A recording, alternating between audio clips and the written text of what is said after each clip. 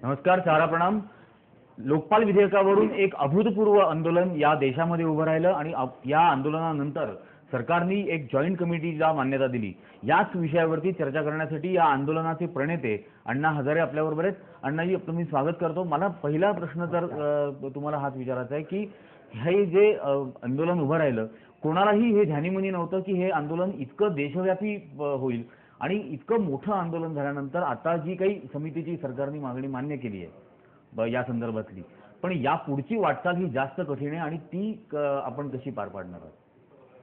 आता कमिटी झाली आहे। एक तर लोकांनी जो विश्वास व्यक्त केलेला आहे, ही कमिटी झालं, आता पहिली मीटिंग सुरू होईल 12 तारखेला। तर आमचा विचार आहे की प्रत्येक मीटिंगमध्ये ज्या चर्चा होतात त्या सर्व चर्चा जनतेपर्यंत गेल्या पाहिजे, व्हिडिओ कॉन्फरन्सच्या माध्यमातून।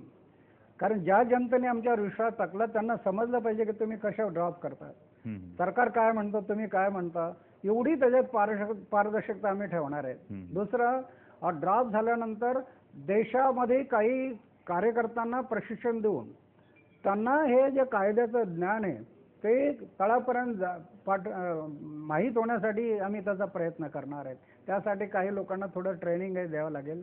तर अशा दृष्टीने त्याच्यातलं विकेंद्रीकरण फार तळापर्यंत आणि पारदर्शकता, कुठेही त्याच्यात गोपनीय राहू नये अशी दक्षता घेऊन ड्रॉप झाल्यानंतर सुद्धा पुढची प्रक्रिया प्रत्येक गोष्ट जनतेला माहीत पडेल एवढी पारदर्शकता ठेवून ती होणार आहे। मला याच्यात खरा प्रश्न आणखीन जो येतोय की या लोकपाल विधेयकाच्या या संपूर्ण स्वरूपामध्ये एक लोकपाल स्थापित होईल, पण याचं विकेंद्रित स्वरूप नंतरचं कसं असेल? गाव पातळीपर्यंत आपला आग्रह असेल, जिल्हा पातळीपर्यंतचा आग्रह आहे, काय त्याचं स्वरूप आपण ठेवणार आहोत? आज लोकपाल बिलामधून कायदा एकदा झाला, तो कायदा एकदा झाला आणि त्याचं विकेंद्रीकरण होऊन लोकांच्या हातात पावर गेले आणि असं पुढे दिसलं की फक्त केंद्रित एक लोकपाल झाला, पण त्या लोकपालासमोर आता प्रकरणं खूप येतात, तर त्याचं विकेंद्रीकरण सुद्धा होऊ शकेल।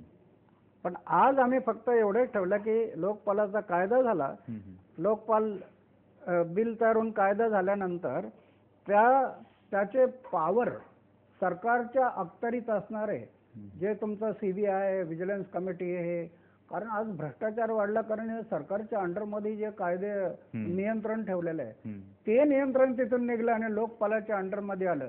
सिस्टम ह्याच राहतील, सिस्टम बदलायचं नाही, कलेक्टर तेच राहतील, कमिशनर तेच राहतील, सगळ्या तेच राहतील, फक्त लोकपाल आला आणि लोकपालाला अधिकार काय असतील त्या अधिकाऱ्याने व्यवस्थित काम नाही केलं त्याला दंडात्मक कारवाई, हे पॉवर जे येणार आहेत ना त्याच्यामुळं खूप फरक पडणार आहे। ही गोष्ट खरी आहे, पण हा जो एक 5वा स्तंभ उभा राहणार आहे, या लोकशाहीला आधार देणारे 4 स्तंभांची नेहमी चर्चा होते, हा एक 5वा स्तंभ एका प्रकारे आता उभा राहू पाहतोय।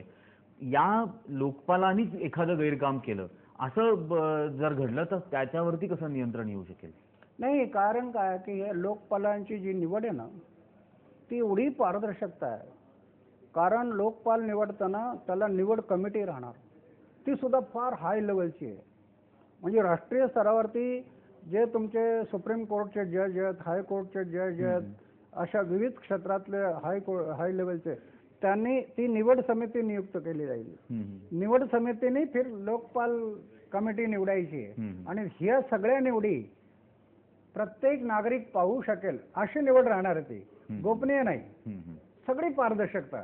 नेटवरून सगळ्यांना दिसेल की हे कशी निवड चाललेली आहे, त्यांचे इंटरव्ह्यू कसे चाललेले आहेत आणि त्याच्यानंतर जे लोकपालाची निवड होणार आहेत त्या ज्या 10 लोकांनी 11 लोकांची निवड करायची आहे ती निवड सुद्धा प्रत्येक नागरिकाला दिसेल कशी चाललेली आहे। त्याच्यामुळे त्याच्यात असे फालतू लोक कोणी जाणारच नाही, त्यांना वावच नाही त्याच्यात। या पारदर्शकतेबद्दल ही गोष्ट खूपच चांगली होईल। राजकीय पक्षांमधल्या भ्रष्टाचाराबद्दल किंवा नेत्यांच्या भ्रष्टाचाराबद्दल तुम्ही कायम टीका करता, पुरावे सुद्धा त्याबद्दलचे सादर करत असता। या राजकीय व्यवस्थेला एक पर्याय द्यावा असं कधी आपल्या मनात नाही येत?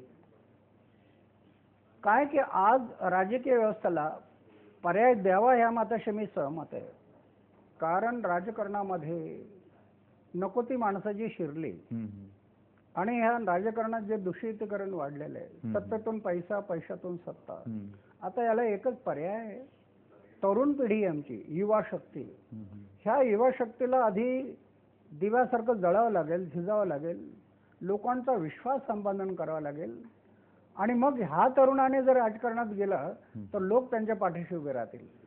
हां, म्हणून मी आता अनेक वर्ष हा प्रयत्न चाललेला आहे. महाराष्ट्रातल्या तरुणांना जागवतोय. 3 लाख कॉलेजच्या तरुणांशी मी संवाद साधला आता आणि त्यांना हे सांगतोय, अण्णा जरा सारखं बॅचलर राहू नका, लग्न करा, प्रपंच करा, पण त्यातून 1 तास 2 तास 3 तास वेळ द्या आणि निष्काम भावनेने द्या.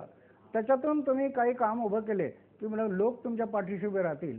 आणि त्यांना मी हे सांगतो, ग्रामपंचायतीचा सरपंच बना, पंचायत समितीचा सभापती बना, जिल्हा परिषदेचा सदस्य बना, अध्यक्ष बना आणि त्याच्या पुढे आमदारही बना, हरकत नाही. हे केलं पाहिजे, पण कधी तुम्ही ज्यावेळेला चारित्र्य निर्माण करणारे, झिजणारे, दिव्यासारखं जळणारे, त्यावेळेला हा पर्याय देता येईल मला. अण्णा, एक लास्ट प्रश्न तुम्हाला विचारतो की हा जो ध्येयवाद तुम्ही म्हणताय, म्हणजे राळेगण सिद्धीला एका मंदिरात राहणारे अण्णा आम्ही बघितलेले आहेत 8x10च्या खोलीत, पण हा सर्व ध्येयवाद जो तुमच्या मनामध्ये आहे तो या नव्या पिढीमध्ये निर्माण करता येऊ शकेल आणि तो येईल असं वाटतं? निश्चित येईल असं मला विश्वास वाटतो. कारण काय, अशा प्रकारचं काम एकदा ते करायला लागले ना आणि दुसऱ्यांच्या चेहऱ्यावरचं समाधान हे ज्यावेळेला त्यांना दिसेल ना, त्यातला आनंद जो त्यांना मिळायला लागेल ना, त्या आनंदापासून तो दूर जाणार नाही. मग हे काम त्याच्यात तो सातत्याने करत राहील. कारण प्रत्येक माणूस आनंदासाठी जगतोय आणि संतांनी म्हटलंय, तुम्हाला सुख हवं असेल तर आधी दुसऱ्यांना सुखी करा.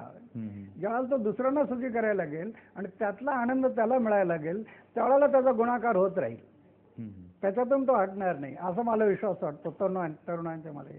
अगदी शेवटचा प्रश्न आहे की आता जो एकच आरोप प्रमुखपणे केला जातोय की या व्यवस्थेला, राजकीय व्यवस्थेला किंवा शासकीय व्यवस्थेला ब्लॅकमेल करण्याचा आपण प्रयत्न केला, याच्याबद्दल काय म्हणाल? काय, हा जे माणसं असे प्रश्न करत असतील ना, त्यांचा तो गैरसमज आहे असं मला वाटतं. त्यांना खरी लोकशाही कळली नाही असं मला वाटतं. कारण असं जर कोणी म्हणत असेल की अशा आंदोलनं करून तुम्ही कायदा करणं म्हणजे ब्लॅकमेल, असं कोणी म्हणत असेल तर याच्यात दोष काय? अरे 26 जानेवारी 1950 साली प्रजासत्ताक दिन मनवला, त्या दिवशी प्रजा मालक झाली नाही या देशाची. प्रत्येक नागरिक ह्या देशाचा मालक आहे.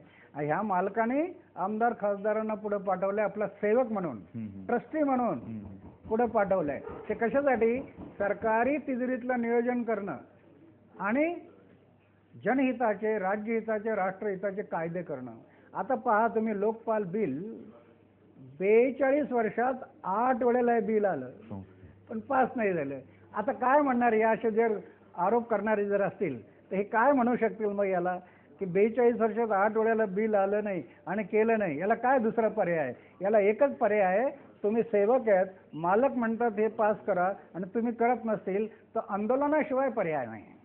मग आंदोलन करून तुम्हाला ते करायला भाग पाडणं, ही खरी लोकशाही आहे. हे ब्लॅकमेल नाही आहे.